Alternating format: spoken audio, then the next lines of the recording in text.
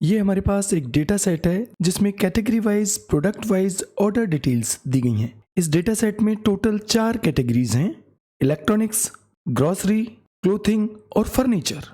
इन सभी कैटेगरीज के लिए यहाँ पर अलग अलग वर्कशीट्स हैं। जिस भी कैटेगरी की ऑर्डर डिटेल्स हम यहाँ पर एंटर करेंगे, वो डिटेल्स उस कैटेगरी वाली वर्कशीट पर सेव हो जाएगी।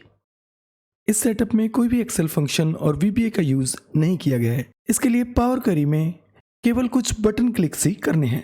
तो चलिए सीख लेते हैं। तो ये डेटा सेट है हमारे पास जिसमें category wise, product wise order details दी गई हैं। इस डेटा को हमें पावर क्वेरी एडिटर विंडो में ओपन करना होगा। इसके लिए डेटा में कहीं भी क्लिक करेंगे और यहाँ डेटा टैब पर क्लिक करेंगे। अब यहाँ पर देखिए ये ऑप्शन है फ्रॉम टेबल रेंज। ये ऑप्शन आपके सिस्टम में फ्रॉम टेबल रेंज के नेम से भी हो सकता है। यहाँ पर केवल आइकन दिया हुआ है, इस आइकन पर क्लिक करेंगे। अब यहाँ पर देखिए इस तरह की क्रिएट टेबल विंडो ओपन हो जाएगी। अब यहाँ से ओके करेंगे। अब यहाँ पर एक साथ 2 काम होंगे। एक तो हमारा डेटा टेबल फॉर्मेट में कन्वर्ट हो जाएगा और साथ ही पावर क्वेरी एडिटर विंडो में ओपन हो जाएगा। ये आप देख सकते हैं जो हमारा डेटा था जो अब टेबल में कन्वर्ट हो गया है और वो टेबल अब पावर क्वेरी एडिटर विंडो में ओपन हो गई है। ये आप देख सकते हैं टेबल 1 के नाम से। यहाँ पर आप देखेंगे डेटा एज इट इज है जैसा हमारे टेबल में है। बस ये डेट फॉर्मेट को थोड़ा प्रॉपर कर लेंगे। इसके लिए इस कॉलम को सिलेक्ट करेंगे और यहाँ पर देखिए ये ऑप्शन है डेटा टाइप। इस पर क्लिक करेंगे और डेट पर क्लिक करेंगे और यहाँ रिप्लेस करंट पर सिलेक्ट कर देंगे तो डेट यहाँ पर प्रॉपर वे में फॉर्मेट हो जाएगी। अब यहाँ पर ये जो टेबल है इसको सिलेक्ट करेंगे, राइट क्लिक करेंगे और यहाँ पर देखिए ये ऑप्शन है डुप्लीकेट। इस पर क्लिक करेंगे तो टेबल का एक डुप्लीकेट कॉपी यहाँ पर प्रिपेयर हो गया है। अब यहाँ कैटेगरी वाले फिल्टर पर क्लिक करेंगे, सभी को अनचेक करेंगे और केवल फर्स्ट कैटेगरी को सिलेक्ट करेंगे जो है क्लोथिंग और यहाँ से ओके करेंगे और ये टेबल को रीनेम करेंगे राइट क्लिक करके और कैटेगरी नेम दे देंगे क्लोथिंग। अब एक और डुप्लीकेट कॉपी हम प्रिपेयर करेंगे। कैटेगरी फिल्टर पर क्लिक करेंगे। इस बार हम फिल्टर करेंगे इलेक्ट्रॉनिक्स कैटेगरी को, ओके करेंगे और इसको रीनेम करेंगे इलेक्ट्रॉनिक्स। फिर से डुप्लीकेट और कैटेगरी फिल्टर करेंगे फर्नीचर, रीनेम करेंगे फर्नीचर। वापस से डुप्लीकेट, कैटेगरी फिल्टर पर क्लिक करके लास्ट कैटेगरी को सिलेक्ट करेंगे जो है ग्रोसरी और इसको रीनेम करेंगे एज ग्रोसरी। तो सभी कैटेगरीज के लिए हमने यहाँ पर अलग अलग टेबल्स क्रिएट कर लिए हैं डुप्लीकेट ऑप्शन का यूज करके। अब जो हमारा ओरिजिनल टेबल है ये टेबल 1, इसको सेलेक्ट करेंगे, राइट क्लिक करेंगे और यहाँ डिलीट बटन पर क्लिक करके इसको डिलीट करेंगे। इसका अब यहाँ पर कोई भी काम नहीं है। यहाँ से डिलीट पर क्लिक कर देंगे तो ये टेबल यहाँ से डिलीट हो गया है। अब जो हमारे कैटेगरीज वाले टेबल हैं इनमें से किसी भी एक टेबल को सिलेक्ट करेंगे तो वो टेबल यहाँ पर विजिबल हो जाएगा। बस इतना ही काम हमें यहाँ पर पावर क्वेरी में करना है।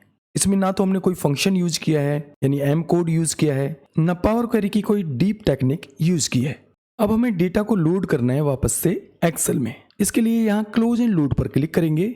यहाँ पर देखिए 2 ऑप्शन हैं, फर्स्ट है क्लोज एंड लोड और सेकंड है क्लोज एंड लोड टू। यदि हम यहाँ पर क्लिक करेंगे क्लोज एंड लोड पर तो डेटा लोड होगा एक्सेल की एक नई वर्कबुक पर। क्योंकि हमें डेटा लोड करना है एक्सिस्टिंग वर्कशीट पर तो ये क्लोज एंड लोड टू वाले ऑप्शन पर क्लिक करेंगे। अब यहाँ पर इंपोर्ट डेटा की इस तरह की विंडो ओपन होगी। यहाँ पर आप देखेंगे table option by default selected है। इसमें हमें कुछ भी सिलेक्ट नहीं करना है, सिंपली यहाँ ओके पर क्लिक करना है। अब जैसे ही यहाँ पर ओके पर क्लिक करेंगे तो आप देखेंगे सभी कैटेगरीज के लिए अलग अलग वर्कशीट्स यहाँ पर इंसर्ट हो जाएगी, ये आप देख सकते हैं। और जो लास्ट में है वो है हमारी समरी शीट यानी जो हमारा ओरिजिनल टेबल है। इसको यहाँ से ड्रैग करके आगे की तरफ ले आएंगे और यहाँ पर ड्रॉप करेंगे। इसको रीनेम करेंगे समरी। टेबल डिजाइन को हम यहाँ से चेंज कर सकते हैं। यहाँ टेबल डिजाइन पर क्लिक करेंगे और हम यहाँ पर कोई भी टेबल डिजाइन नहीं रखना चाहते हैं तो इस पर क्लिक करेंगे। फिल्टर भी हम यहाँ से रिमूव कर लेंगे, यहाँ फिल्टर बटन को अनचेक करके। इस विंडो को यहाँ से क्लोज करेंगे अब जिस भी कैटेगरी की एंट्री हम यहाँ पर करेंगे वो एंट्री उस पर्टिकुलर कैटेगरी वाली वर्कशीट पर सेव होती रहेगी। जैसे हम यहाँ पर एक एंट्री करते हैं फर्नीचर कैटेगरी के लिए। एंट्री हमने यहाँ पर कर ली है। अब ये फर्नीचर वाली वर्कशीट पर आएंगे और यहाँ पर देख सकते हैं जो एंट्री हमने वहाँ पर की थी वो अभी यहाँ पर सेव नहीं हुई है। इसके लिए इस टेबल में कहीं पर भी क्लिक करेंगे, राइट क्लिक करेंगे और रिफ्रेश वाले ऑप्शन पर क्लिक करेंगे। ये आप देख सकते हैं जो एंट्री हमने वहाँ पर की वो अब सेव हो गई है। यहाँ पर आप एक एक करके भी एंट्रीज कर सकते हैं और मल्टीपल एंट्रीज करके भी आप डेटा को रिफ्रेश करेंगे तो डेटा रिलेवेंट वर्कशीट्स पर सेव होते रहेगा। अब यहाँ पर हम कुछ फॉर्मेटिंग कर लेते हैं सभी शीट्स पर। फिल्टर रिमूव करेंगे और यहाँ से एक कॉलम इंसर्ट कर लेंगे और ऊपर कुछ रोज इंसर्ट कर लेंगे। कॉलम विड्थ रखेंगे हम 4.5।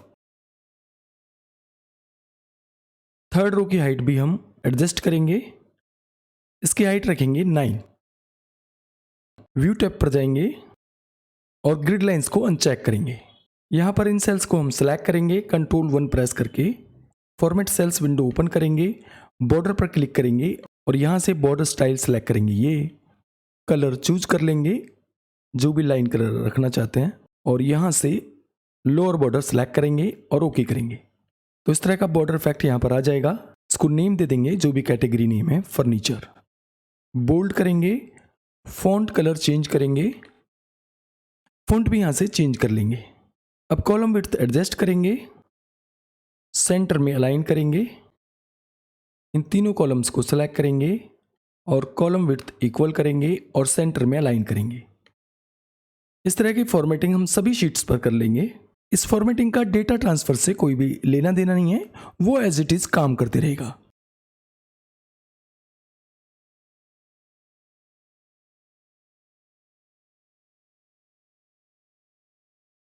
अब सभी वर्कशीट्स पर हमने सेम फॉर्मेटिंग कर ली है। अब हमें एक और काम करना है। टेबल में कहीं भी क्लिक करेंगे जो एक्चुअली आउटपुट टेबल है पावर क्वेरी का। टेबल डिजाइन पर क्लिक करेंगे और यहाँ पर प्रॉपर्टीज पर क्लिक करना है और ये ऑप्शन को यहाँ पर अनचेक करना है सभी टेबल्स में। एडजस्ट कॉलम विड्थ इसको अनचेक करेंगे और ओके करेंगे। इससे क्या होगा, टेबल का साइज जो कॉलम साइज है वो रिसाइज नहीं होगा रिफ्रेश करने पर। तो सभी वर्कशीट्स के लिए हम सेम प्रोसेस अप्लाई करेंगे। अब यहाँ पर आप देख सकते हैं सभी टेबल्स नीट एंड क्लीन हो गए प्रॉपर वे में। समरी शीट में भी हम थोड़ा फॉर्मेटिंग कर लेंगे। कॉलम विड्थ एडजस्ट करेंगे, कॉलम विड्थ रखेंगे 4.5 और थर्ड रो की हाइट भी रिसाइज करेंगे 9 रखेंगे, ओके करेंगे। यहाँ पर इन सेल्स को सिलेक्ट करेंगे, कंट्रोल 1 प्रेस करेंगे, ये बॉर्डर स्टाइल और कलर रखेंगे ये और लोअर बॉर्डर ओके।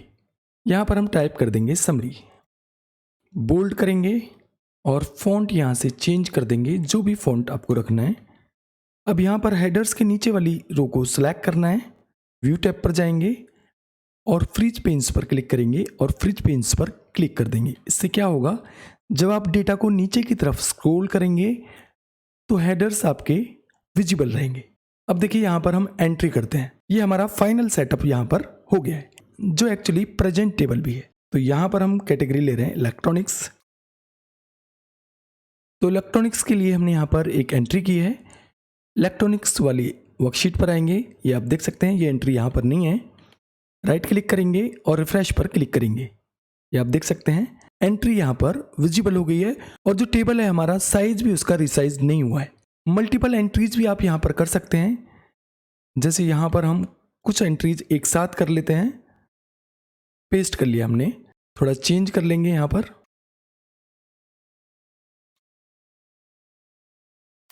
क्वांटिटी भी यहाँ पर हम सबका सेम रखेंगे, 10 कर लेते हैं।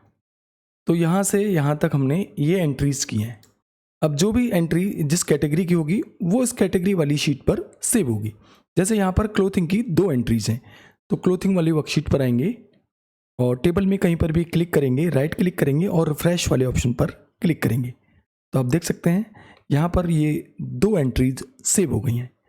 इलेक्ट्रॉनिक्स वाली वर्कशीट पर आएंगे, रिफ्रेश करेंगे तो यहाँ पर भी 2 एंट्रीज सेव हो गई हैं।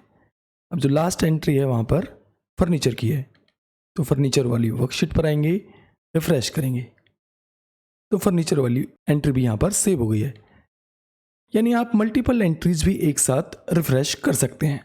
तो इस तरह से बड़ी आसानी से आप पावर क्वेरी में कुछ बटन क्लिक्स का यूज करके आप इस सेटअप को क्रिएट कर सकते हैं। अभी के लिए बस इतना ही। नमस्कार।